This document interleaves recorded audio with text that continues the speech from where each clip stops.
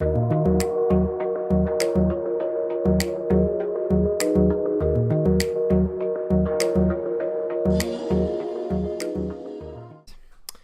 guys, welcome back to Teen Muscle Radio and episode number 44. So today we are joined by a very familiar face, that of Andrew Rodgers.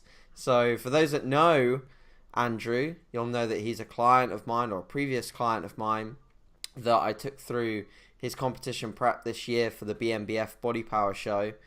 And Andrew's prep was awesome.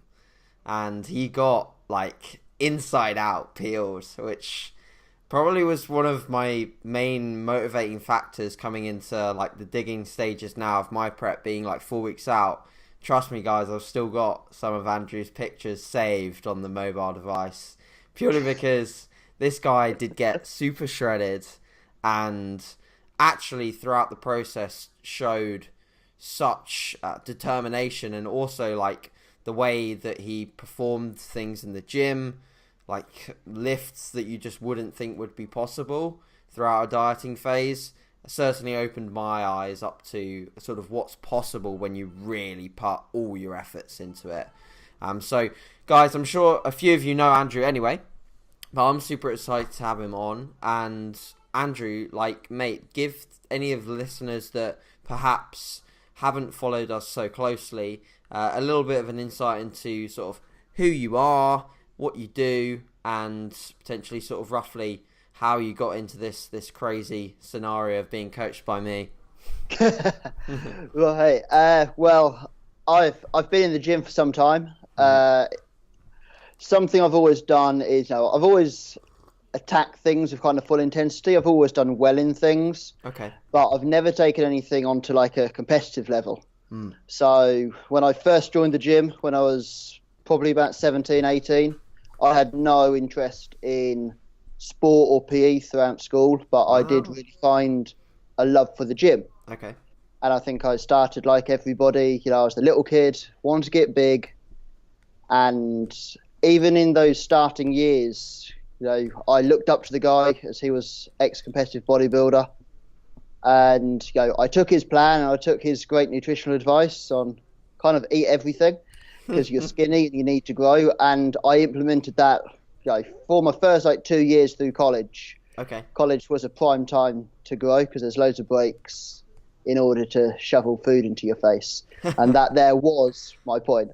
And, I crept myself up to a rather fluffy, just shy of 16 stone. Okay. So just shy of 100 kilos. Wow.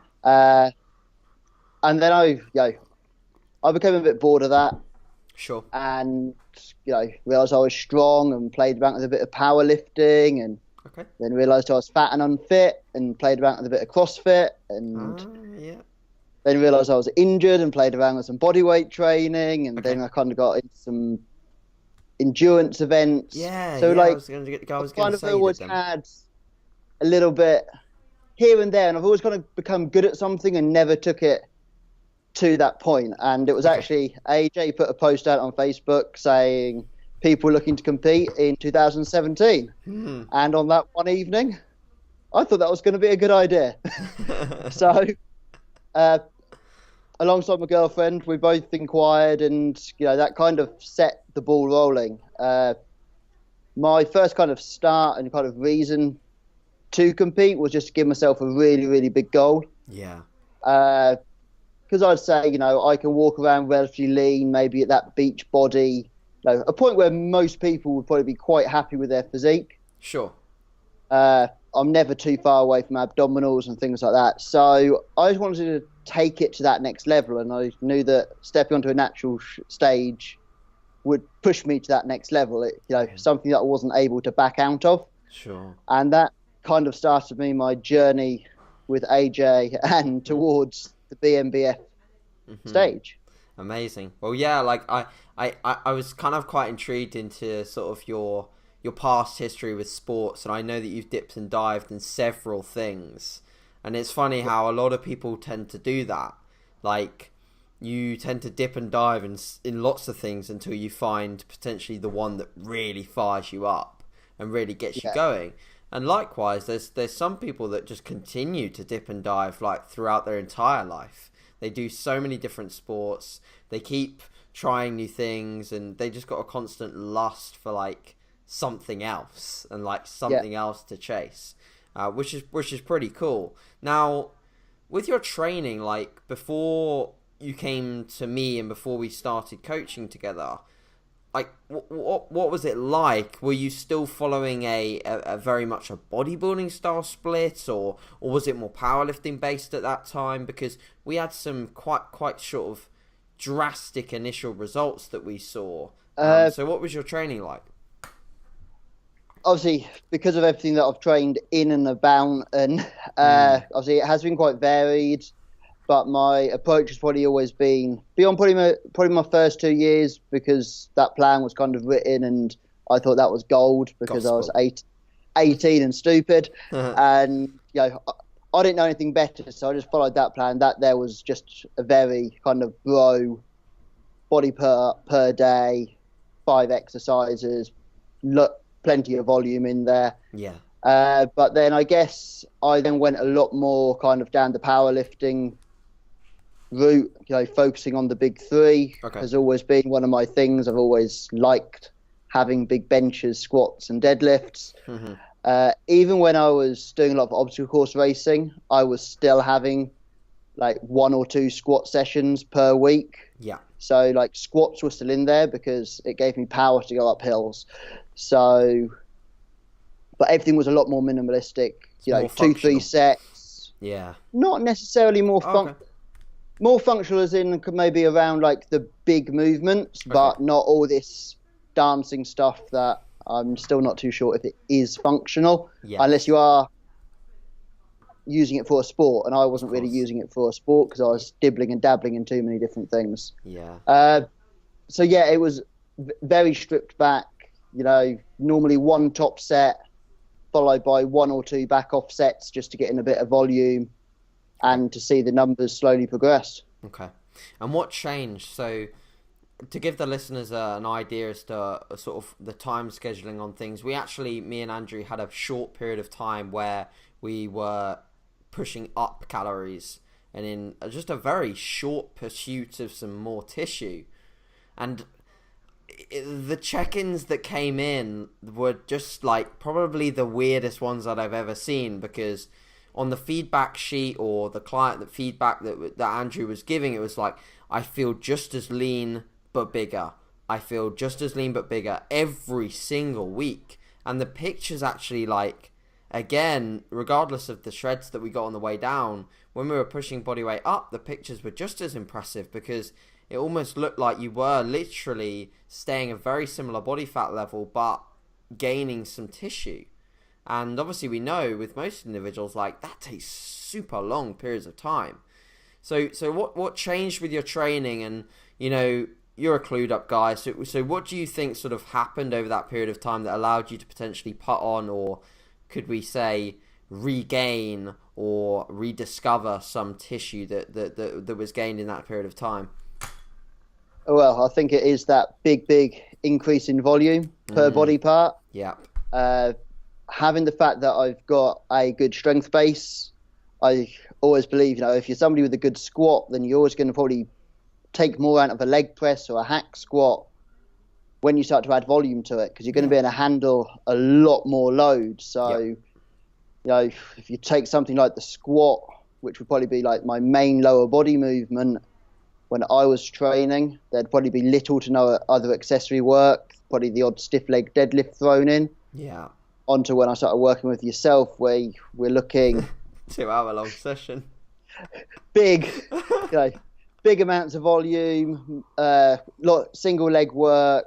I think I was deadlifting like 4 times per week in some variation, because I had 2 stiff leg deadlifts and a deadlift. Yeah. There were plenty, and there was rack pulls.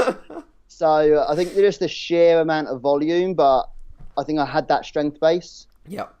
To be able to handle it, and for some reason I can just recover from that stuff. Yeah, crazy low back recovery. High volume training. The only thing it's the time it takes in the gym. Sure. But it's not normally the recovery. Come 2-3 days in, I'm ready to go again. But only probably coming up towards the very end of prep was it starting to take a bit of a toll.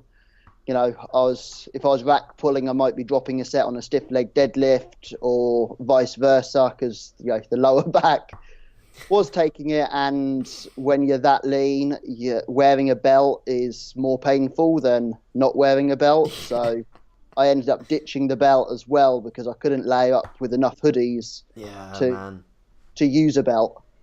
So I think it was that just big jump in volume. Yeah, agreed. I think that shows how much of an important stimulus volume is, because we know that obviously increasing load over time is very important and getting stronger, in the sense that we're putting more tension on the musculature that we're targeting it with.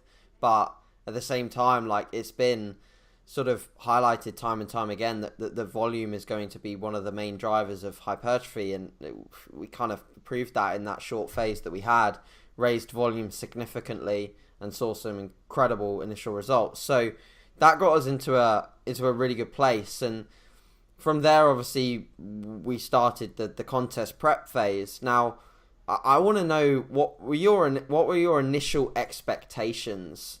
Like, we hear all these things online, like contest prep is just grim from start to finish, and contest prep is like the sacrifice to win element, and everything's going to be really tough, and you're going to drag and you feel horrible. What were your expectations like? What was your perception of a contest prep before you got stuck into it? Obviously everybody likes to tell you how hard it's going to be, and I had plenty of guys at the gym telling me how they'd done one for 4 weeks and gave up, etc. With contest prep, I think what I was expecting was probably a higher level of hunger, which, to be fair, my hunger never changes. I'm generally always hungry, but it didn't get any worse as we went through prep. I think I remember saying to you on our carb up, 900 grams of carbs, and it was the hungriest I'd ever felt in the entire prep. So, because there was just nothing substantial on that day. It was just rice in many, many different forms.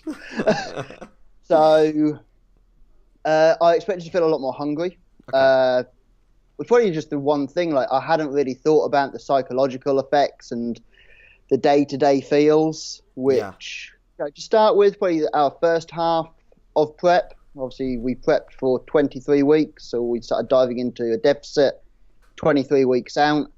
I'd say the first half, I felt comfortable. I remember turning around to my girlfriend Zoe and saying, at 180 pounds, I was like, I feel really good. I look really lean and I feel really good. And I think it's just as I started to drop in and under that 180, probably about 178, 176. So when I was, within about half a stone of stage weight, that's when things started to get uncomfortable. There's no better way, I don't think, to describe those probably last 4-6 weeks of prep as just uncomfortable. Everything you do, I wouldn't be sitting on this wooden chair here if it was prep. I'd be sat on a cushion, because it hurt to sit down on anything. It hurt to lay down in bed. It hurt to walk along a wooden floor. Lots of things became very uncomfortable. That back cushioning is a massive bonus, and I'm appreciating it now. I think a lot of people will talk to people in their gym that have maybe done like a 12-week prep for a local show or something like that, and get potentially the wrong perceptions of things. That's why it's nice that we have this environment now where there are quite a few podcasts that people listen to that give a realistic expectation as to, you dieted for like 23 weeks. And for the most part of those 23 weeks, it was okay. And I can totally relate to you now in the sense that the last stages, like, you start to feel everything so much more, and it's just so much more difficult. And it's weird how you almost flick a switch, and I think this is highly relative to like body fat set points and where people lie. Like obviously you said very much so the 180 pound mark. I think it's for me this year like the 160 pound mark, just getting below that, and then everything below that is just not feeling so nice at all. And you know, that's the uncomfortable part of contest prep, is where you have to go that extra mile. Like getting to like 180, like you look sick at 180. For most people, that's still really good. But to get on stage and like show striated glutes, well, for you actually, striated glutes came. They on a were plate. there at probably at 180. They're probably there about 185. So it was like, it was for you. For you, it was like quads and things like that came in later. Yeah. But to get those things, you had to dig deep into those 170s. So yeah, I think that's something that people need to realize, is that potentially, you know, the arduous stages are more the latter part as opposed to the whole thing. Now, when it came to your confidence in your physique, would you say that, like, obviously you felt super good at like 180 and you felt confident, you felt probably athletic and things like that, and you were saying to Zoe you felt like you looked good. Like when you started coming below that and obviously getting even more peels, would you say that you got more and more confident with your physique and more happy with it?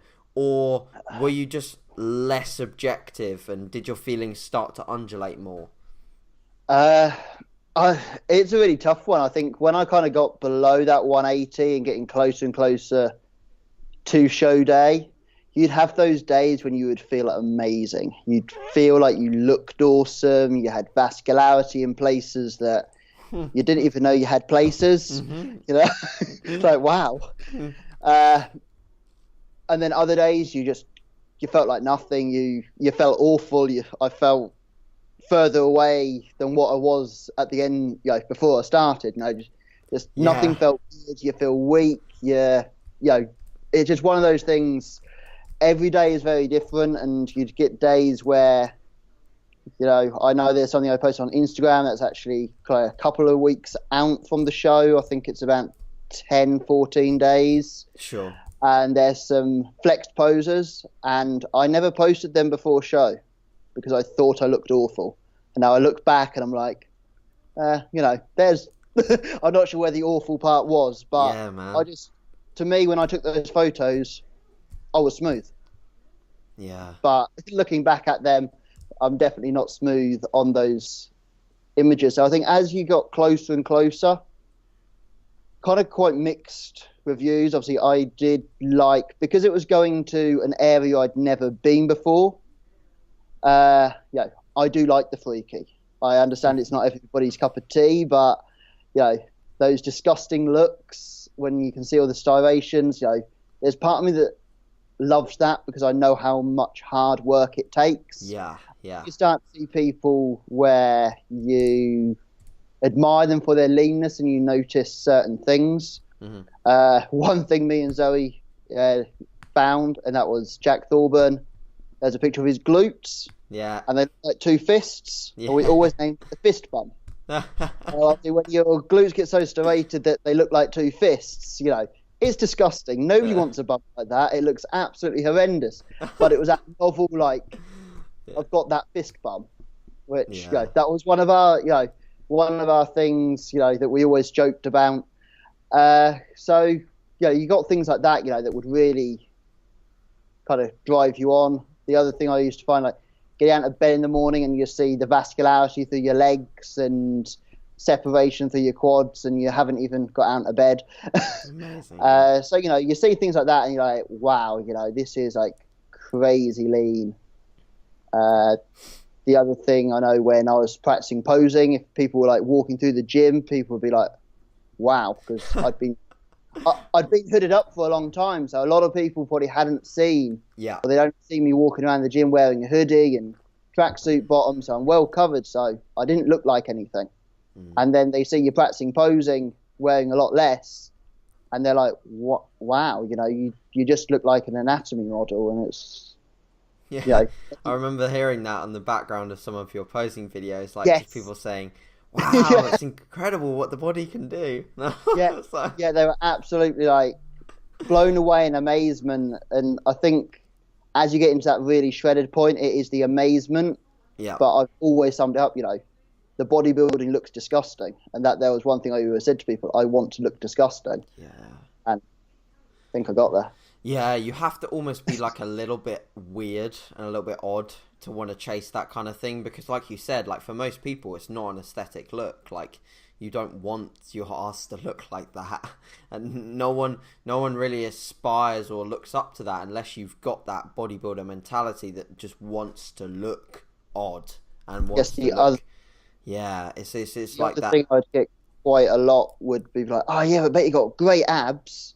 It's like, yeah, but they've got veins running down them. It doesn't look like the Men's Health pretty. When you've got veins going down your abs, it's not a desirable look. It's freakish. Yeah. So yeah, it is really pushing to that next level. But that is why I chose to do what I done. Yeah. Because I wanted to go to the next level. And it's about being different as well. It's about standing out, because there's, like you said, there's probably like a huge majority of people that can get to 180 pounds and look like the way you did. But there's such a minimal amount of people out there in the universe that can get below that 180 and look like you did. Like there's such a minute amount of people in this world that can ever do that. And that, like, in my opinion, is pretty much all up here. Like, it's all mental fortitude. It's all how much mental, quote unquote, suffering can you take, because the people that can't take it never get there. The people that can get there and experience it and probably like embrace it a little bit. So whilst we're on that topic, like getting to that point, what do you think mentally took you there? And is there anything like positive tools that you would say you used, or an approach to your eating patterns that you used, or just your general mentality that anything changed as a result to sort of take you to that point? Going for like more the mental side of things, I'm very much an all or nothing kind of person. Okay. Yeah. I'd have quit 2 weeks in, and I wouldn't have wasted my time doing it if I didn't think I was going to do it. Sure. There was too much, and equally I'd set it up in a way that it was too much because I knew it wasn't going to be a comfortable goal. Yeah. But I couldn't let everybody down. Too many people knew I was doing it. I'd made quite a big thing that everybody knew that I was going to do it, and it's that accountability to everybody. Because I wouldn't have wanted to be the person. I know that obviously when I was coming below that 180 mark, there were times I could have quit. But you just pluck it up. You kind of you pull that bit of inspiration from somebody. You see that they're going through it, or you find that next thing to them push and drive you on. Yes. But there were times where if it wasn't, obviously having yourself as a coach, even having the people in the group, people, they were expecting to see me at Body Power. Yeah. I wanted to go to Body Power. Mm-hmm. I couldn't have turned up at Body Power without being shredded and stepping on that stage, because I'd have then let myself down and wouldn't have kind of finished what I'd started. Yeah. And I think as it became uncomfortable, it was very much, I've got too much time invested in this. I can't quit now, because that uncomfortable point probably came in those last 6-8 weeks. Sure. So it's like there's too much invested into it to quit. So I felt like I just had to keep going, had to just dig deep and plod on and just get it done, and just find out the best ways to get things done, like just within life. And fitting in training and cardio, I was taking like cardio for example. I tried spreading it out into little blocks at the end of each session. I equally just dumped it all on one day, or over 2 days. So it was just like, right, well, I've just got 2 days of hell. I never wanted it to interfere with my lower body training, so I always stuck it at the end of a lower body session, which on a good day was about a 2-hour session. On a bad day was about a 2.5-hour session, to then go and sit on a bike for 40, 50 minutes to crank out the cardio. Yeah. It made a long session. It was a big part of the day. A big part of my day taken just to training, and it was some very, very uncomfortable sessions, especially when you're on a bike and you can't turn the pedals and you can't kind of crank out that intensity. But obviously, my cardio wasn't that high compared to many others. No, it wasn't. So it was always that thing like, some of these people are doing this on a daily basis. At least I've only got to do it twice a day. Yeah. Twice a week. Twice a day. Exactly. Like twice a day. I was going to say that to you. I think, to be honest, like looking at your approach and looking at how much food you were still able to eat and how little cardio you were doing, it shows a lot to your start point and the way that we structured things, because your food, I think, if I recall, it probably didn't get much below like 26,000 calories. I think 26, maybe 27, or maybe 25. I think it went down to 255. Okay, yeah, and then obviously a little bit lower when we were peaking. But other than that, that looking at those numbers, like I think people would say psychologically that's a lot more rewarding than sort of having to eat 1,800 or 1,900 calories and really be digging. So I think that highlights the importance of starting a prep in a good place, because we were able to, work together for a little bit and get you in that good place. And, you also very much in your favor, you came to me in a very good position. And that very rarely happens. I made like a very recent YouTube video about this, in the sense that a lot of the client results that coaches get are dictated upon the client's start point. And your start point was superb for a bodybuilding prep. So much so, we had room to gain some weight. We had room to trial a peak week. Like, we had room to do everything. And the only room that we didn't have was to do a diet break. But to be fair, there was never enough complaints or rationale behind doing one. You were just sort of cruising through things. So, moving on to sort of eating and food a little bit. Yeah. So, I think a lot of people will probably want to hear some information on your eating and the way that you structured your foods, because I think from the outside looking in, people will be like, Andrew eats shit, and that's it. And I think that's unfortunate with obviously the flexible dieting concept. Is from a coaching point of view, I give Andrew macros, and I'm of the awareness that Andrew knows how to situate his macros throughout the day to provide satiety and also adhere to his numbers. Like, as long as he's performing still in the gym, like, I'm not going to question what he's eating. And he was overperforming in the gym, so I never really questioned it. However, I'm pretty sure that probably quite a lot of people will be questioning it. So, in regards to like how you set up your food, like walk us through your approach to sort of like your day of eating and how you'd structure things in a way to allow yourself to have these meals that look so off plan when in reality you're very much on plan. Yeah, pretty much every day just looks like a cheat day. I completely understand. Instagram can be very misleading. Obviously, a lot of the things that I post, that is one meal, probably out of 4 or 5 meals. Sure. And obviously, the sacrifices have been made in those other meals. Personally, I have a very sweet tooth, and I'll do anything. I couldn't go through any sort of diet or prep without a chocolate bar. And I think I've probably had a chocolate bar almost every day through my prep, because it would have been topped on top of the muscle mousse in the evening, which is all my dessert looking stuff. Yeah. So I very much situated my food kind of more towards the evening. The evening was always where I found myself more hungry. What would you have throughout the morning then? Maybe just walk us through like an average full day of eating. So you'd wake up. So I'd wake up. Pretty typical breakfast was crumpets, beans. Yeah, I think that stayed with me for quite some time, probably until around maybe 4 weeks out. I might have started toning down. Okay. Yep. On the crumpets. Uh,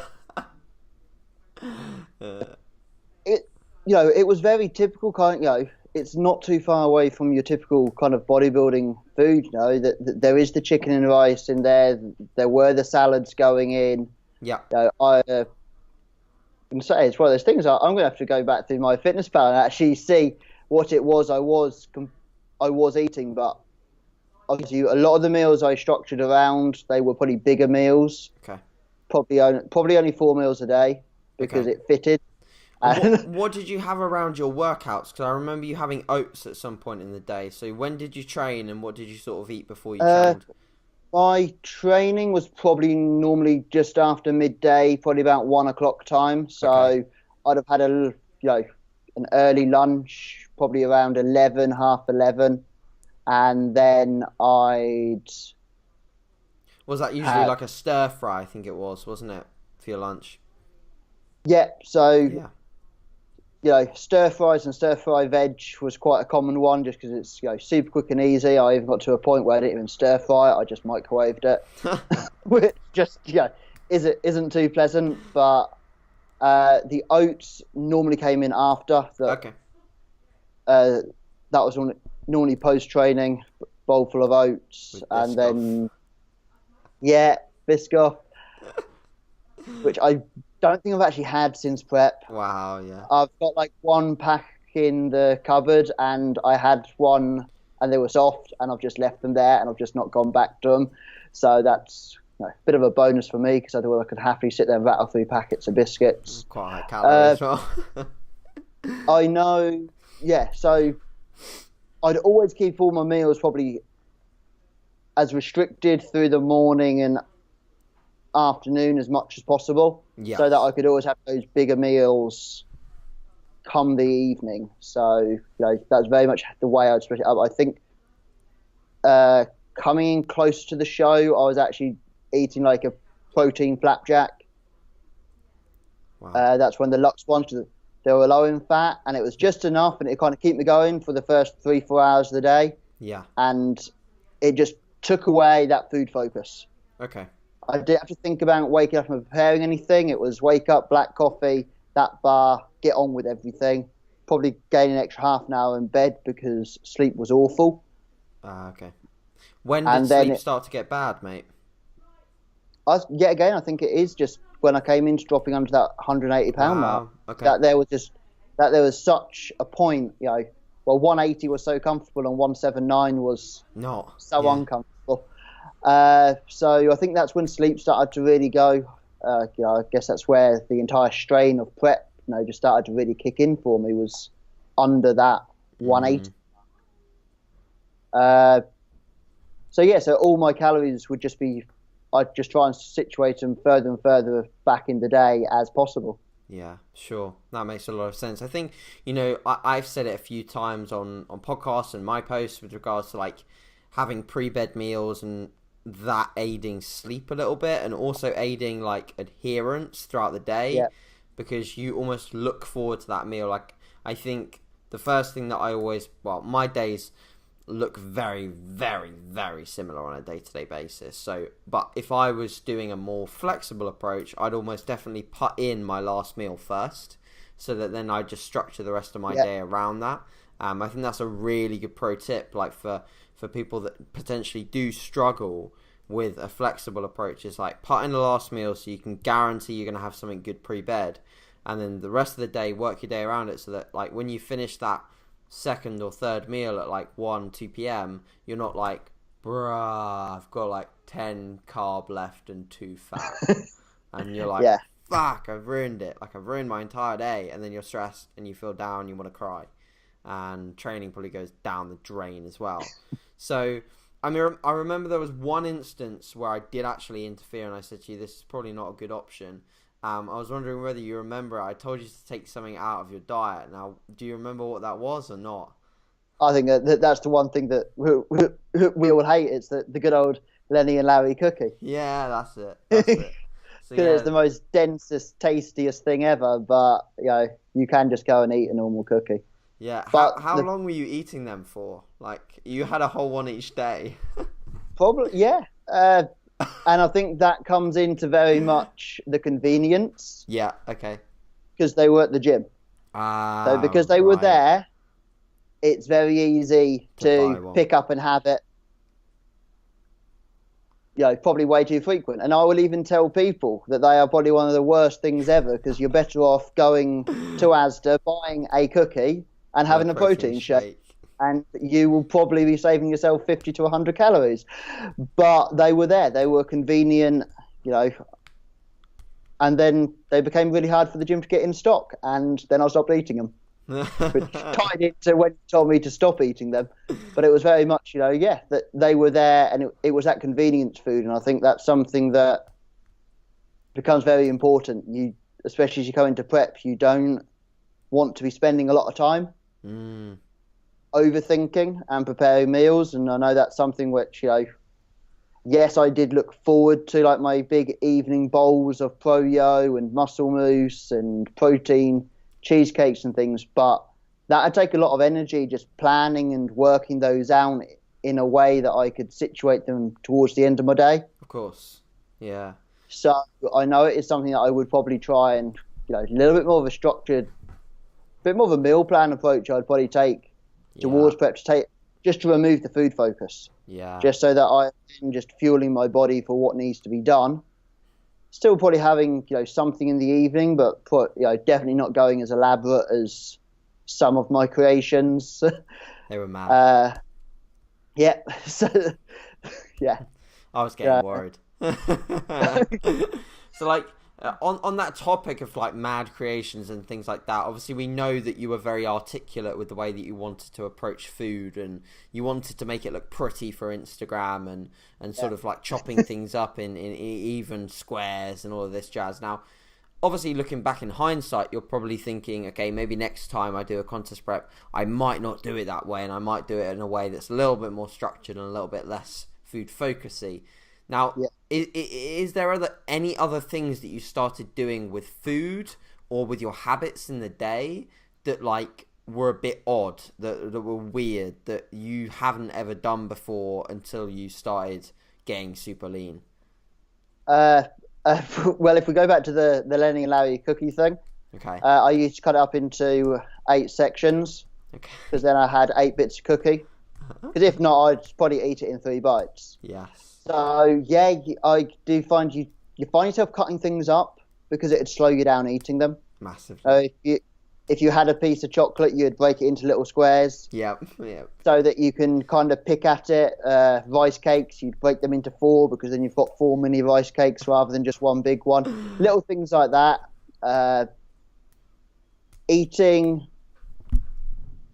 Choosing bowls that suited the size of what I was eating. So it didn't look like there was lots to left. So I always had a full bowl. It might be a smaller bowl, but it was full rather than a big bowl that looked empty. Yes. And obviously, generally eating most dessert things with a teaspoon because it lasts a lot longer. Agreed. See, I think a lot of these things are very normal. But I would, from a hindsight again perspective, I would say that food focus is most likely increased when you are in this realm of trying to create these wonderful flexible dishes.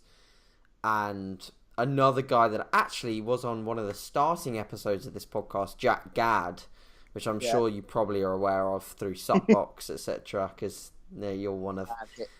he gave me a couple of creation tips as well during prep. Oh, God's sake, Jack. He introduced me to Philadelphia Lightest, which is a godsend when it comes to creating stuff. Yes, I do see that. Yeah, I mean, he also complained of a lot of food focus, and now in hindsight, I think, he told me if he was to do another contest prep phase, he'd be very much in line with forming more structure.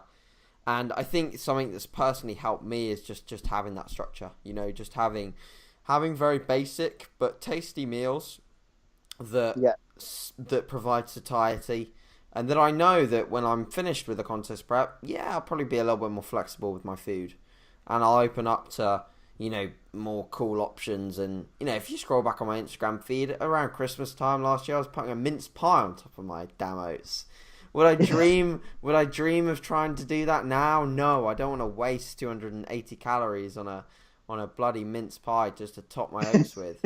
Because when you have food focus, unfortunately, food focus doesn't correlate with satiety. It correlates with a nice idea of some sort of recipe or some sort of creation that you want to create in your mind, and that's going to go into a bowl. And when that creation is there, all you're thinking of is aesthetic, taste. And then you forget satiety, so you bulk up calories to hit this crazy creation. And then realise that, oh my god, like biscotti biscuits aren't that satiating. And no. they're a certain amount of calories each. Neither is the cookie. And when you start to think of things from a bodybuilding perspective and like think, okay, what am I going to eat for maximum satiety? And you start looking at satiety index. You start looking at food volume. You start looking at like calories per gram and then calories per volume. And when you start looking at things a little bit more like that, I think you can make the process just that little bit more easier from a satiety perspective, but potentially from some people's perspective psychologically it might be more beneficial to have some of these like treat things in there. So yeah, it's an interesting concept, and I think that it'll be interesting to see when you next prep what your approach to things is. Now, moving on, like now, obviously I think we're about maybe 2 months post show or something like that. So we're quite far away from when you competed. So you had a holiday and then came back. We were just talking off air about how you're feeling and what's happening. Well, sticking on just the topic of food focus, how do you feel like right now with regards to food focus? To be very honest, like how long did that food focus stay with you, and has it really gone yet, or do you still have those like tendencies? I have to say, probably this weekend is probably the one weekend I'm not sitting there thinking, I really fancy. There's nothing I fancy. I feel like I'm a lot more kind of, level-headed. Yeah, I'm not craving anything. I'm not, like last weekend I really wanted a burger. The weekend before I really wanted a pizza. The weekend before I really wanted a cheesecake. And obviously, pizza is something that I did eat up to 4 weeks out. Yeah, I know. But it's that going out and just not having the restriction. Not going to Tesco's, picking up the Domino's Express one because it comes in at about 600 calories. Whilst, there's that. I want to go out to Domino's and I just want whatever I want without thinking about. It's that being able to eat. Free will. Without any sort of restriction. And it's, I'm not, this is the one weekend I'm sitting here thinking, there's not anything that I'm really, really like, oh my God, I need this, I need that, I really fancy that. I'm quite happy I could just sit there and stick very strictly to my macros throughout this weekend, I feel. Nice. But definitely holiday was, that was crazy. Giving me a table full of desserts is pretty dangerous. Yeah. Especially when you're going 2-3 plates deep and people are like, wow, how empty pit. How are you eating that? And I'm like, the sad thing is, it doesn't. I just doesn't fill don't the hole. Feel full. just going. I remember after the evening after the show, we went down into the restaurant at the hotel, and you had a burger, didn't you? Yeah, I had a double burger and 2 desserts, and then went up and just demolished chocolate. And you didn't tell me about that.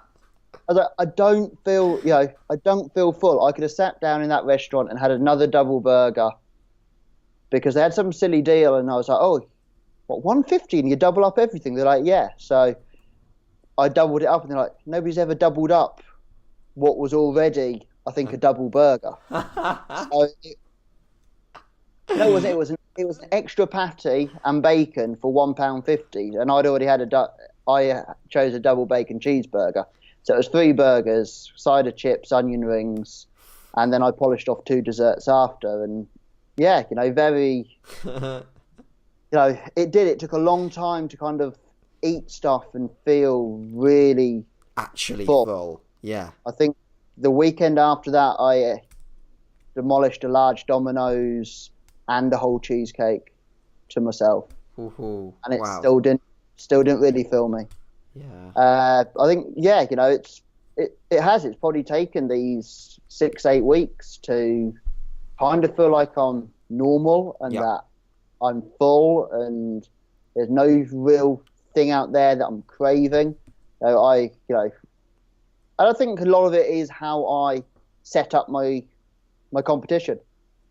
I'd planned for that one day, and I'd not even kind of thought or looked at the long-term picture. Yeah. Yeah. Which obviously next time when comp comes round, be it next year or the year after, I will think of the long-term process and just think, a qualifier. Well, it is a qualifier because I'd hope to get a finals invite. So I'd be looking at things in a lot more of a long-term process, I think, whilst this year, as big as the goal was, Yeah. it was a relatively short-term goal with that one thing of me getting into the leanest shape of my life. Not knowing that I'd loved the stage as much as I did. And now it's, I've got a whole different reason to go back on that stage Because because I love it. Because I Yeah. love that feeling. I love that competition. I've said to many people, the only way I can say is if that's what drugs feel like, I can understand why people do drugs. Yeah. Just being on that stage and getting that feedback from the crowd, was just absolutely amazing. So now when I go back on stage, it'll be for a whole different reason. Yes.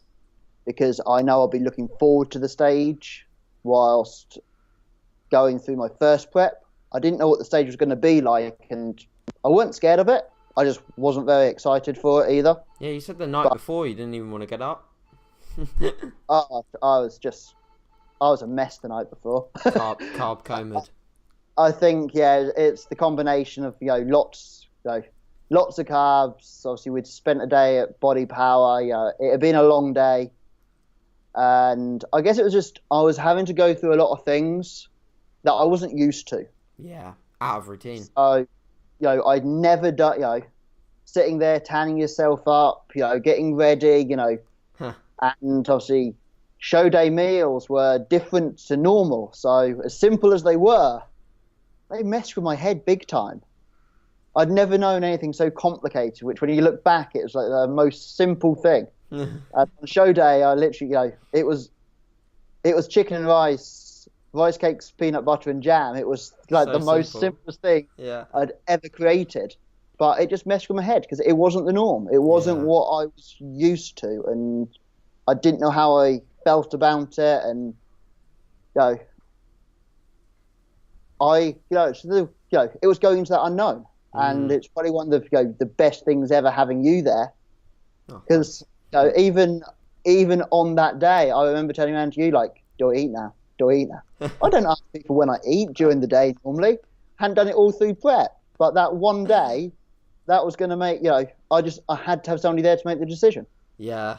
I needed somebody there to say, right, eat. Okay, right, go back, go, because I just didn't know what I was going into or what I was doing. Obviously, many years of training, but before going on stage and pumping up, well, I've never just sat there and just pumped up. I've gone into a gym and hit big squats and deadlifts and things, but I've never gone into the gym with just a couple of light dumbbells and some resistance bands and tried to get a pump for the right time. And obviously that backstage thing is completely different. Yeah. You've got lots of other people all doing their thing. Some people who are pumping up and then their category's not on for ages. You've got other people running around because they're late, because they've lost things, because they've lost their number. Now, it's quite chaotic back there, although I did get to a point where I loved it after I'd been on stage and came back off. But that one show day, just threw me big time. Yeah, I can imagine it. It's quite easy to be thrown about on show day because you have to prep these meals, you have to fit certain macro guidelines, and that's something that you've never done, and that's like you said, it's super new territory. And I can remember like myself like packing those meals. I'd get really anal about it. I'd be like, is that the right amount of this in here or that in here and this and that? And I remember my first ever client who steps on stage, Marcus, he was asking me about 1,000,001 questions about these show day meals. And I was like, mate, you are ready to step on stage. These meals are literally just the icing on the goddamn cake. Like, when you eat them or what they are, as long as it doesn't bloat you and as long as it just gets some calories in you and some carbs in you on the day, that's all I care about. And I can remember you asking, like, we were sitting watching before you went backstage, and you were like, am I having these now, like these sweets? And I was like, no, you're having them backstage. And he was like, but this is on the sheet, but this is on the sheet like this. And I was like, no, have them backstage, it's fine, just have them when you're pumping up. And I think, that bears a lot of relevance to, like, if you're a first-time competitor and, you want to be as stress-free as possible, it's probably advantageous to have someone that in a coaching environment, in a coaching space, can be there on the day. Because, to be fair, like, nowadays, I don't see as many coaches as I would like, in my opinion, actually turning up on the day and supporting. Obviously, for me, it was relatively straightforward being body power. But as a coach myself, I try to get to as many as possible, purely for that reason, because it makes such a big difference. I don't think I'd have got through the day without, it is, it is that just complete unknown that you just need somebody to kind of just tell you everything. And it did mean I could very much go on autopilot because concentrate on your job. Because I knew you were there to pretty much tell me when to eat and when to get backstage, and it was very much the unknown, which is also the reason why I chose to have a coach and not go it alone, because I think you always do need that second eye and that honest eye. I remember all the guys when I first said I was competing all told me I was like 6-8 weeks out. Well, 23 weeks later, I clearly wasn't 6-8 weeks out. So, it is. And that show day, because of how different it is for somebody who's never done it. And therefore, I think whenever another show comes around, and I know a lot of people gave me the advice on your next show's always easier. Yes. Because you know what's coming. Yeah. I know the process. And kind of how things run, rather than being a bit like, oh my God, what is all this? Yeah, I mean, I think, as I've gone on and as I've done, like, obviously I've done 2 competitive seasons prior to this one. I think this one is where I've been my most chilled about the process, because I sort of like, I there's like almost flag points along your prep, and like, where they are. Like, next time when you get under a specific body weight, things are going to start to feel kind of shit. So you can almost like mentally prepare yourself for that. Whereas when it's sort of in your face, you're like, whoa, I feel really shit out of nowhere. And I think it's super, super important to have those ideas of like, okay, this is digging time now. This is where I've got to have my head on. I've got to limit stress going on outside of my life. I've got to make sure that my work's in a good place. I've got to make sure that my relationships are all good. I've got to warn people that I'm going to be a bit groggy and irritable. And you can sort of like, you can prevent a lot of the shit that goes on. Yeah. Like, I've recently just literally told my parents, I'm like, I'm pretty close now. Like, I'm coming home in the evenings and I'm irritable. The best way to avoid potentially having a little bit of a heated debate is just letting me crack on with my stuff, and then I'll have a chat to you when I can chat to you, as opposed to me coming in and bombarded with 8 questions about where's this, where's that, and I'd just like blow up and flip. So I think like prevention is one of the best things that you can do. So that's awesome. Cool. Well, I think we will leave it there for our discussion. Now, we did have a few questions on Facebook that we'll quickly rattle through that we haven't quite covered. So quick fire on these, Andrew, because we're running short on time. So first one was from Ben Heron, and he asked, what's both of your thoughts on metabolic adaptations during prep? Now, do you want me to take this one first, or do you want to take it? You take it. Okay, so essentially, like Ben, when you diet down, your resting metabolic rate is going to down regulate anyway.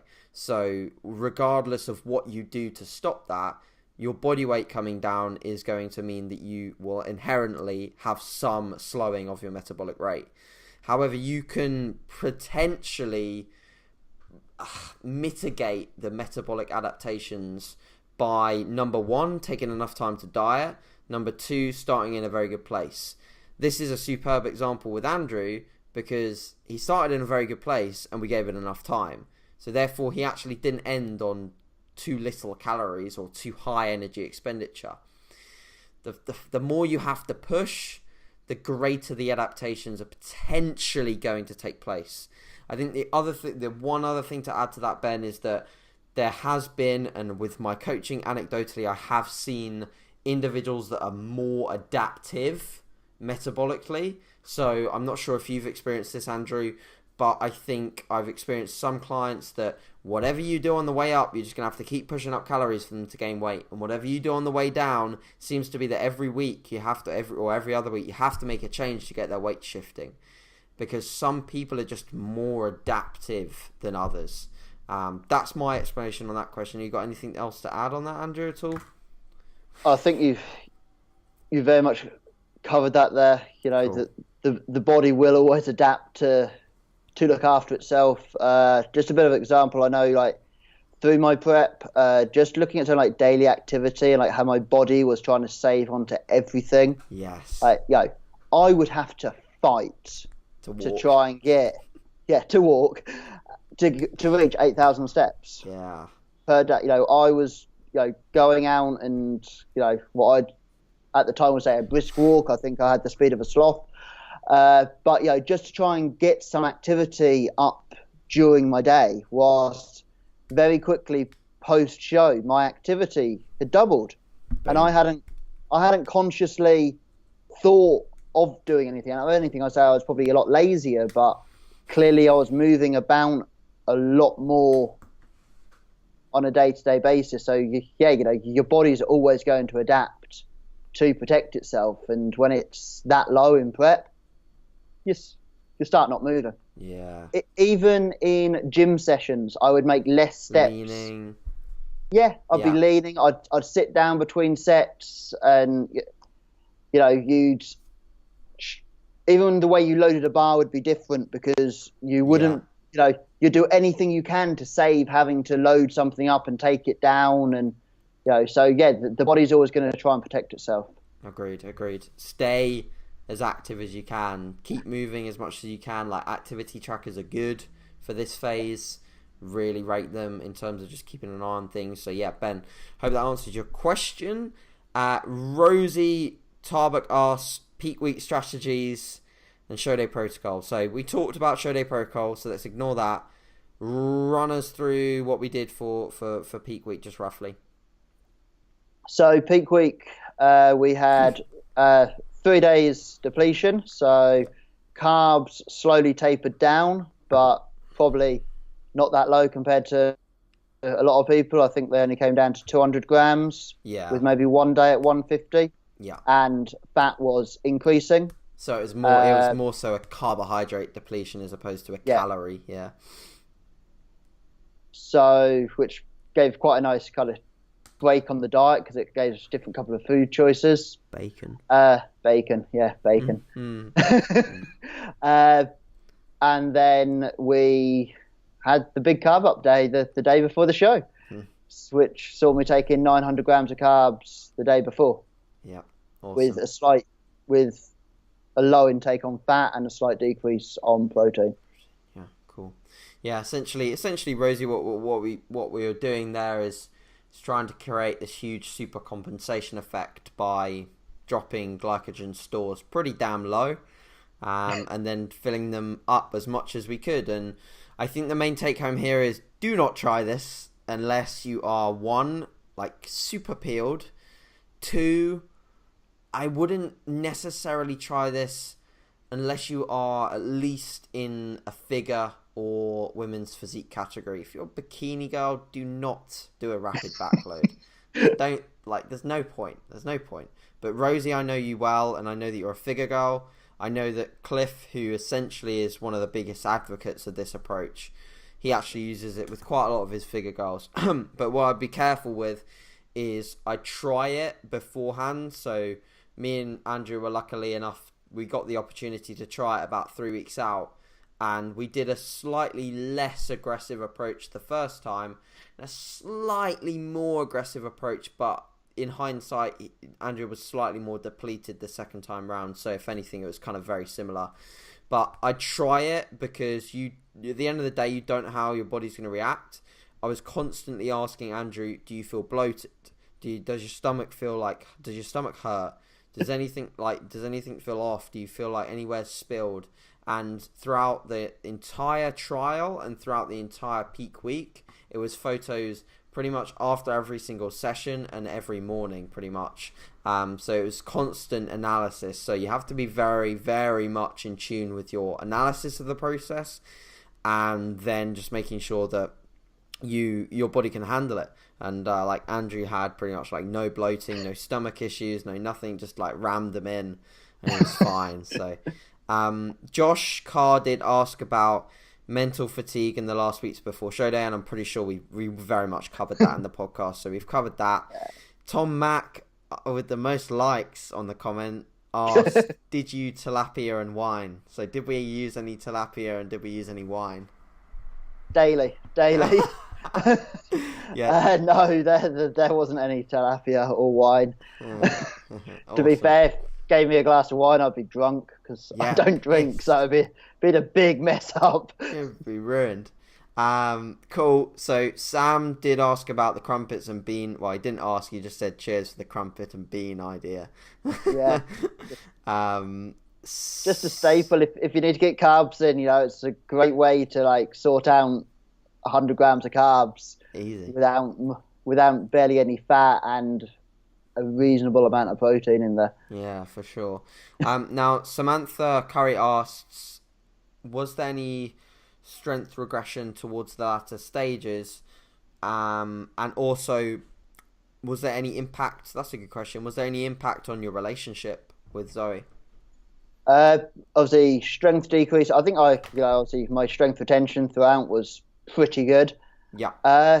Obviously as you just dig deeper and deeper, things get hard, and it's probably more the mental factor of going in and hitting multiple heavy sets when you're that depleted and that uncomfortable. When it's uncomfortable to walk, it's obviously very uncomfortable to get under squat bars for 3-4 sets and pull deadlifts for 3 to 4 sets. Yes. So although I didn't see a big drop off, I think my squat took the biggest hit. Yeah, I'd agree.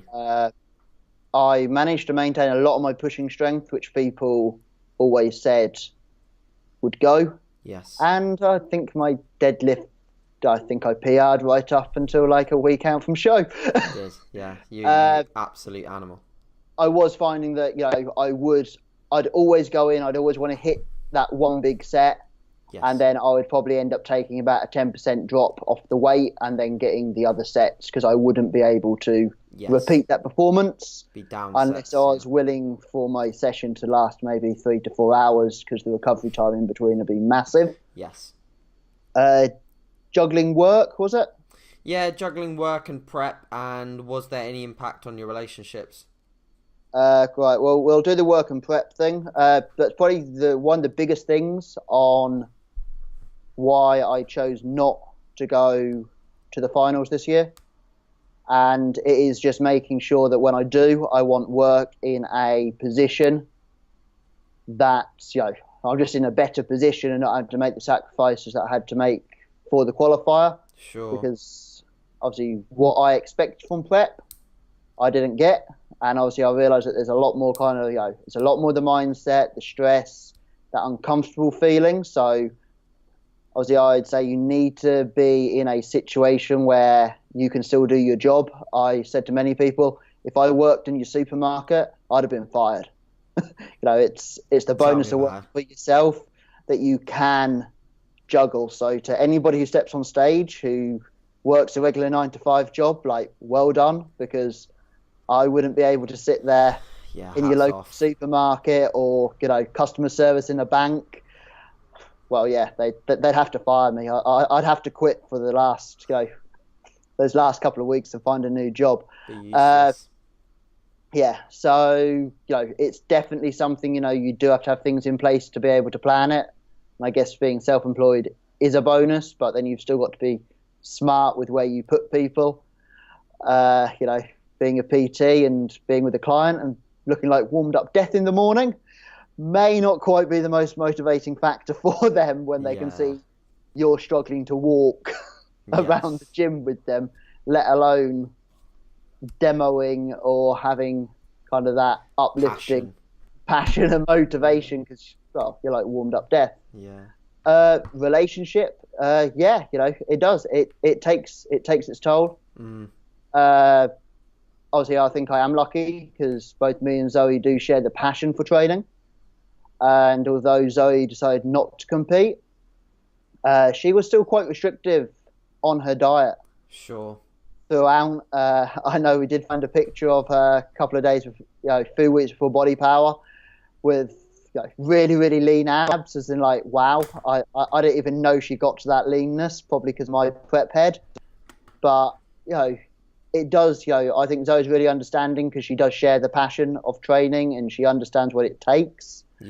But yeah, it is a strain because of the things you can and can't do. And, you know, even, you know, when you're that deep and, like, walking around, like, going downtown was hard work because it takes so long, because it was hard work walking around. I know, you know, we did always try and kind of get out and do things as much as possible, but, you know, it does make things limiting. And I think you try to then kind of go for the easier approach. So rather than trying to work out, oh, where can I eat or what can I eat, or, you know, packing up the protein bar in your pocket and going for a black coffee was probably about as extravagant as you can get on prep.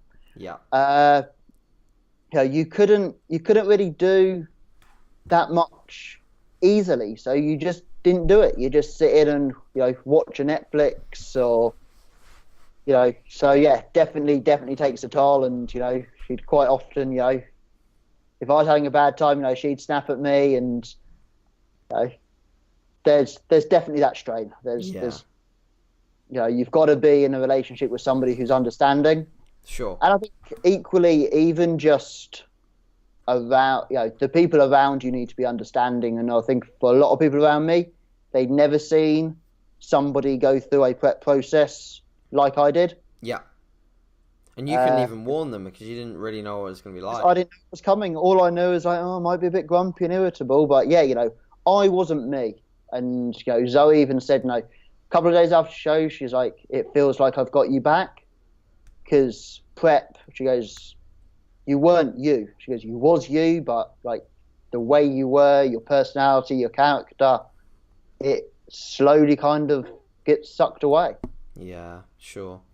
Awesome. Well, also, Becky Barnes and James Pointer, thanks for asking questions, but I highly believe that we dealt with both of those in the podcast itself with regards to how you're handling post-show, and then also going on holiday, which you definitely talked about with the cake. Too much cake. So yeah, guys, like, thank you very much for listening to the podcast. Is there anything else that you would like to leave, Andrew, at all? And also, like, make sure that you tell people where to follow you, and if anyone's interested in, like, coaching from yourself, where they can potentially go or how they can contact you. Okay, I don't think there's anything I necessarily want to add. Obviously, it's been great to kind of chat to you again, because we haven't really had that much contact post-show. It's nice to catch up. For anybody that's wondering, yes, I will step back on stage. I'm not too sure when, whether it'll be next year or the year after, but I'm, you know, I definitely want to be back on that stage to get that feeling, because it was just out of this world. And, you know, I want to better myself, and I want to be set up into a situation where I can take it on to the finals. So, you know, that's probably the only thing I want to add, because I guess some people, especially those that have followed my prep, will probably be like, where is he now? Is he just eating cake Uh, and pulling big deadlifts? Yeah, probably, but obviously, I'm not going to go too off track because competition is is a long-term goal set there, so there's always going to be that focus on that. sure. Gonna say if you want to find me, then Instagram Andrew Rodgers PT, and then also Facebook Andrew Rodgers PT. You'll find me through both of them if you are interested in coaching. Obviously, I don't deal with things to the level that AJ does in terms of contest prep, but I do a lot more kind of general population and kind of working with people kind of new and beginning in the gym. Amazing. Then, yeah, but find me on Facebook. Awesome. No, I will leave any links to Andrew's stuff in the bio. And like you said, if you're on that newer end of the scale, don't feel afraid to reach out. And even if you've just got a question for Andrew, reach out, and I'm sure that he'll be very willing to help. And likewise, if you guys have got any questions or you love the podcast, you love the episode, make sure to tell us. So either take a screenshot of the podcast on your iPhone, take a screenshot, tag us both in it, put it on your story, tell us how you liked it. That would be awesome.